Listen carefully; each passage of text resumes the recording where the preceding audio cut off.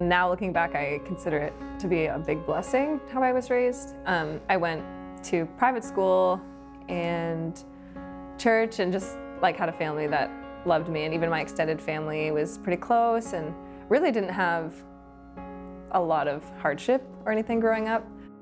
I'd say our kids' hearts were tender towards things of God from a very young age. Each one of them will, in their own way, put faith in Jesus at very young, and we're very open and tender about things of God.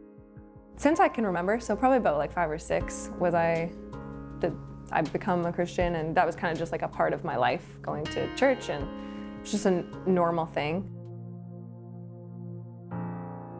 Grade 9, I think one of the hard things was growing up, going to private school, like a Christian school, and then church and Christian camps, and my family being Christian. I went to a public school, and my first year I did okay, but it was also just really like challenging because I think I was very sheltered.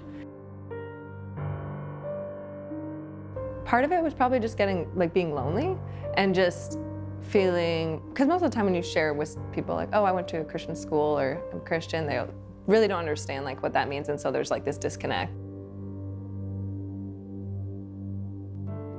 It was kind of near the end of grade 9, and I knew my brothers were already not following the Lord and just doing whatever.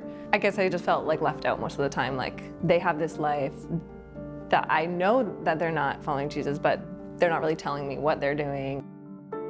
It all happened so fast. They got in with friends that were not, friends we were really thankful for on many levels. They just started getting into the partying scene and everything, and it felt like it happened overnight. And then when our daughter, when we found out that she had drugs on her and what have you, it totally rocked our world. All 3 of our kids like rebelling, running from God. It was just, yeah, that was a horrific time. Started with alcohol, I think was the first substance I tried, and then marijuana, and then cigarettes, and that was really the majority of it, like for a while. Later on, I got into other substances like cocaine and MDMA and just different like experimental drugs and stuff. And that was probably maybe after 3 years of already like smoking weed every day and doing all that. And then I started, I think, in my faith, thinking about does it even matter? Like if I sin, I believe that Jesus died for me. I believe that I'm forgiven of my sins and I'm going to heaven. So what's the point of being left out and being alone? Does it even matter? I'll just do this here and there, and how bad can it be? She saw her brothers, out doing this stuff and thought, well, she was kind of sick of being the good girl and thought, why not me? And, really just chose to rebel and was having fun. They found out about me later. They knew about my brothers for a long time, and it was kind of like, oh, Justin and Curtis, but Shannon is still really good. She's the little angel one. But really I wasn't. I was already experimenting with different things, and they didn't know about that. So when they found out, I think my mom was just heartbroken because she thought oh, I thought that my daughter was the one that would remain. I can think of one moment when we led worship at our church, and you basically had to phone and say, I can't go, can't go this, and it was just this heaviness. I could not get out of bed. She couldn't even get out of bed. I remember coming in the door, and she had just discovered drugs on Shannon, and really in the fetal position on the floor, because it was just I just felt it was too much to bear.